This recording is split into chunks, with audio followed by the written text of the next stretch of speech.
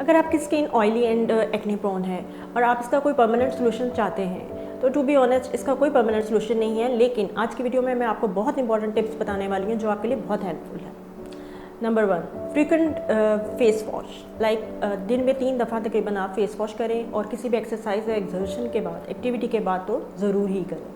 Then the use of cleanser, always select your cleanser very wisely. Like you can use oil free face wash, you can use gel cleanser containing salicylic acid, it's very important. And after using this face wash, आप face wash अच्छी तरह से करके उसके ऊपर अगर toner apply करें like containing glycolic acid, it is also very helpful.